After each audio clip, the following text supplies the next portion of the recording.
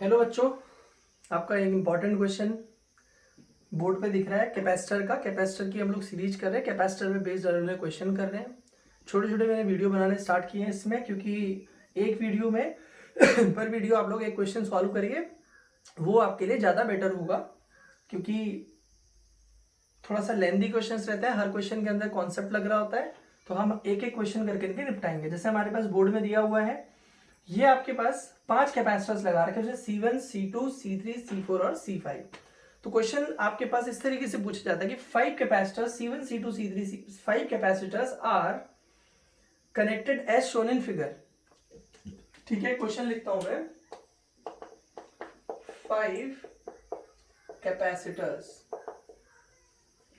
Each of capacitance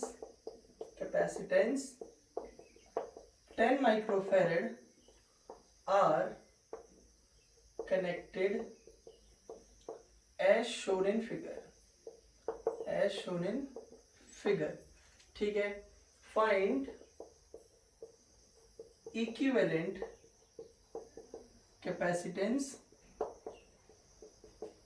between A and C question mark. अब इसका solution देखिए।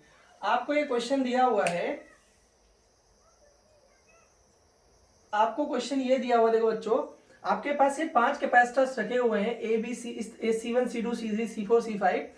ए और सी के बीच में आपने कैपेसिटेंस बताना है। इसी तरीके का क्वेश्चन मैंने अभी थोड़ी देर पहले आपको करवाया था, इससे पहले वाले वीडियो में।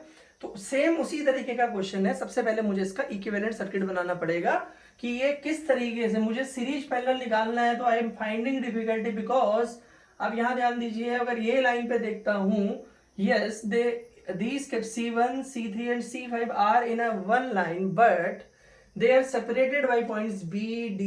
ये पॉइंट्स इनको सेपरेट कर रहे हैं। तो यहाँ पे मेरे लिए सीरीज पैरेलल निकालना इतना आसान नहीं होने वाला है। तो मुझे अगर यहाँ से सीरीज पैरेलल फाइंड आउट करना है तो मुझे कुछ सोचना पड़ेगा, इसका मुझे सर्किट अलग से बनाना पड़ेगा। वो मैं कैसे करता हूँ, आप यहाँ पे ध्यान से देखिए क्या होने वाला है। इसका इक्विवेलेंट सर्किट हमें बनाना पड़ेगा। इक्विवेलेंट सर्किट हमें बनाने के लिए क्या करना पड़ेगा, देखिए आप इसको समझते हैं। ये जो डायग्राम दिया हुआ है आपको बोर्ड पे, इसका मैं पहले इक्विवेलेंट सर्किट बनाता हूँ। तो मैं क्या करने वाला हूँ, देखिए यहाँ पे एक पॉइंट में बी लगा देता हूँ, एक पॉइंट मैंने यहाँ पे डी लगा दिया। मुझे आता है, मैं इसलिए कर रहा हूँ, आप भी सीखोगे तो आपको भी आ जाएगा। ठीक है, ये दो पॉइंटों के बीच में कौन सा कैपेसिटर लगा हुआ है, C3।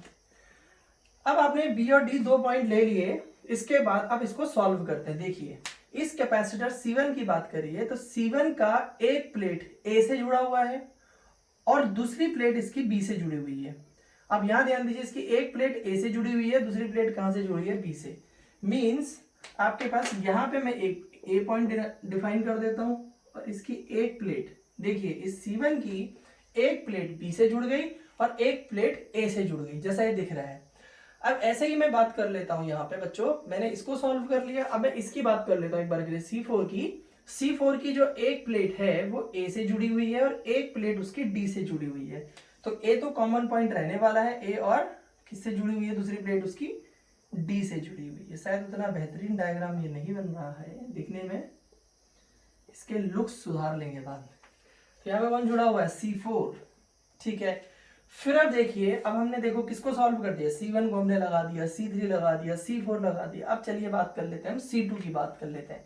C2 की बात अब करते हैं तो C2 एक प्लेट उसकी B से जुड़ी हुई है और एक प्लेट उसकी C से जुड़ी हुई है।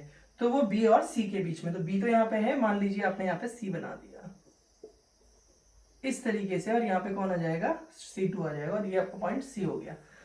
अब आप बात कर लीजिए किसकी, बी और सी के बीच में लगा है। अब आप बात कर रहे हैं C5 की। C5 किसके बीच में लगा है, सी और एक प्लेट डी में लगी हुई है, एक प्लेट उसकी सी में लगी हुई है। तो यहां से अगर आप बात करते हैं,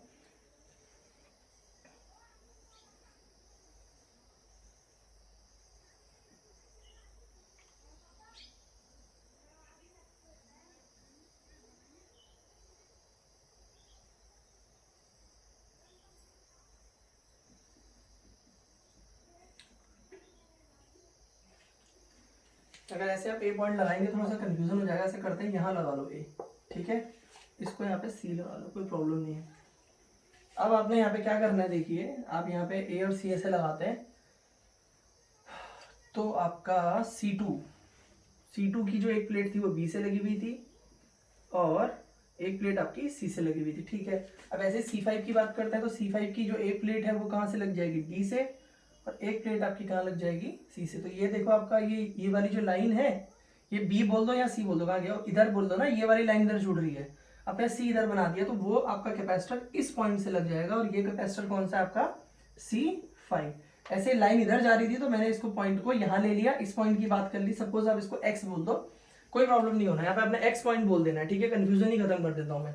तो B और X के बीच में, तो सपोज ये पॉइंट X है, तो आपने क्या कर दिया, देखिए यहाँ पे B और X के बीच में कर दिया, और इसकी बात करते C5 की, तो D और X के बीच में हो जाता, वो भी D और X के बीच में C5 हो गया, देखिए।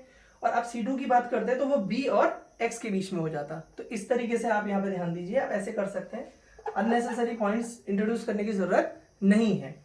तो अब आपने देखा कि ये इस तरीके का स्ट्रक्चर बन गया, तो इसको बोलते हैं, यहाँ पे देखिए, as C1 equal to C2 equal to C3 equal to C4 equal to C5 equal to 10 microfarad. ये सारे के सारे बराबर हैं, तो ये जो रेशियो होगा, देखिए C1 अपॉन C2 जो है वो ऑब्वियस सी बात है, C1 अपॉन C2 10/10 होगा, और आपका is equal to C4 upon C5। तो आप ये देखते हैं कि इसका रेशियो और इसका रेशियो आपका सेम आ रहा है, ठीक है। तो ये जो है आपका, जो ये सर्किट है, now circuit is a balanced Wheatstone bridge, ठीक है। जब आपका इसका कैपेसिटेंस और इस ब्रांच का कैपेसिटेंस का रेशियो इक्वल होता है, तो ये बैलेंस्ड व्हीटस्टोन ब्रिज कहलाता है। बैलेंस्ड व्हीटस्टोन ब्रिज का मतलब होता है बच्चों की B पॉइंट पे पोटेंशियल और D पॉइंट पे पोटेंशियल, आपका जो ये आपका जो डायगोनल वाली आर्म है, अगर आप इस स्ट्रक्चर को देख रहे हैं, जो डायगोनल वाली आर्म है उसका पोटेंशियल 0 होता है। यानी कि मतलब क्या हो गया, देखो यहाँ पे B पॉइंट पे पोटेंशियल और D पॉइंट पे पोटेंशियल सेम हो जाएगा। तो अगर B और D का पोटेंशियल सेम है तो पोटेंशियल डिफरेंस कितना होगा, 0। अब अगर आपको, मैंने उस दिन समझाया था जब आपने पोटेंशियल चैप्टर पढ़ा था, मैंने बोला था अगर आप फ्लैट सरफेस में पानी डाल देंगे तो कहीं फ्लो नहीं होने वाला है। Water will flow when there is height difference. अगर हाइट डिफरेंस है तो पानी फ्लो होगा, अगर फ्लैट है तो कोई भी फ्लो होने वाला नहीं है। तो वैसे ही जब बैलेंस व्हीटस्टोन ब्रिज आता है, इसका रेशियो और इसका रेशियो आता है, तो उस केस में जो आपका पोटेंशियल VB है वो VD के इक्वल हो जाएगा। So potential difference across BD will be 0। तो जो BD है इसके अक्रॉस पोटेंशियल डिफरेंस आपका 0 हो जाएगा। इसकी वजह से क्या हो जाएगा, जो ये C3 कैपेसिटर है, कैपेसिटर C3, वो कैपेसिटर जो आपका कौन सा था C3, वो आपका इनइफेक्टिव हो जाएगा, वो आपका काम करने वाला नहीं है, क्योंकि इसमें कुछ भी फ्लो होने वाला नहीं है। ये इस तरीके से सर्किट में बात कर लीजिए, अगर यहाँ करंट फ्लो हो रही होती फॉर एग्जांपल, तो अगर मैं इस ब्रांच को टच करता तो मुझे कुछ होने वाला नहीं था, क्योंकि यहाँ पे पोटेंशियल सेम है, तो पोटेंशियल डिफरेंस आपका 0 हो गया। तो इसका एक और इक्विवेलेंट सर्किट यहाँ से आगे को बनने वाला है। वो इक्विवेलेंट सर्किट क्या बनने वाला है, देखिए। अब आपने कह दिया कि भाई ये तो इनइफेक्टिव है, ये वाले ने तो काम ही नहीं करना है, तो आप फिर से इस सर्किट को बना दीजिए। ये कैपेसिटर, ये कैपेसिटर, ये कैपेसिटर, ये कैपेसिटर, थोड़ा सा टेढ़ा बन गया, ठीक है। और ये वाला कैपेसिटर, तो यहाँ पे आप कैपेसिटर्स लगा देते हैं, ठीक है। तो ये वाला कौन सा था आपका C1, ये आपका C2, ये आपका C4 और ये आपका C5 हो गया। ये पॉइंट आपका A हो गया और ये वाला पॉइंट आपका C हो गया। तो बच्चों देखो, अब यहां से स्टार्ट करते हैं, तो ये एक ही रास्ते में C1 C2, तो दोनों कैसे हो गए, सीरीज में। C1 C2 ये ही पाथ में है, तो ये दोनों सीरीज में हो गए। और यहां से आप ऐसे जाते हैं तो C4 एंड C5 आपके ये दोनों सीरीज में होते हैं। तो आप इसको सॉल्व करते हैं हम।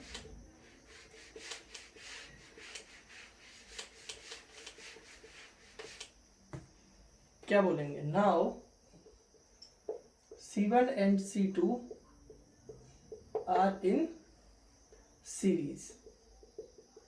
तो इनका क्या हो जाएगा, देखो 1/c' is equal to 1/c1 plus 1/c2, तो ये 1/10 प्लस 1/10 हो जाएगा, फिर वही 2/10 यानी कि 1/5, किसकी वैल्यू होगी 1/c', तो c' कितना आ गया आपका 5 माइक्रो फैरेड।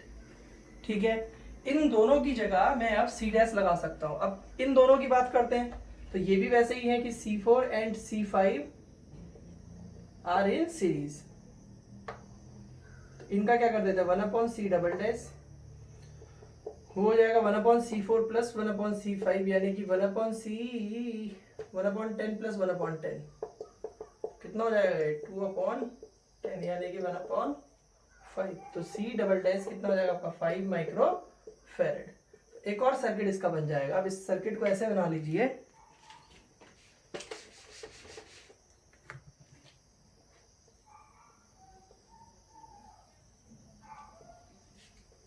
यहाँ पे A बन जाएगा, यहाँ पे आपका C बन जाएगा,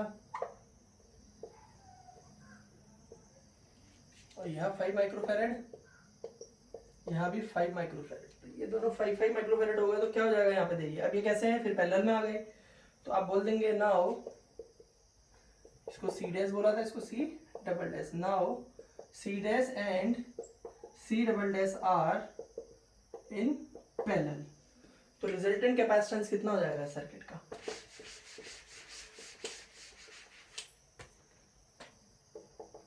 C' प्लस C', तो 5 प्लस 5 यानी कि 10 माइक्रोफैरेड। तो ये बच्चों इसका आंसर हो गया। तो इस टाइप के सर्किट आपके पास सॉल्व करने के लिए होंगे, तो आप करेंगे क्या, अगर आपने पढ़े नहीं होंगे, सॉल्व नहीं करोगे, तो फिर लगेगा यार तो गड़बड़ हो गया। तो इसलिए ऐसा नहीं कि एक ही मेथड लगेगा, तो टीचर भी स्मार्ट है, पेपर बनाने वाले भी स्मार्ट है, वो भी अलग अलग टाइप के क्वेश्चन डिजाइन करते हैं, तो ठीक है, अलग क्वेश्चन होगा, थोड़ा सा अलग ट्रिक लगेगी, वो भी हम लोग कर लेंगे। और अगर ये क्वेश्चन होता, इसमें ये बैलेंस नहीं हो रहा होता, तो फिर क्वेश्चन हमारा अलग तरीके से सॉल्व होता। तो इस तरीके के क्वेश्चन हम लोग आगे वीडियो में करेंगे। Thank you.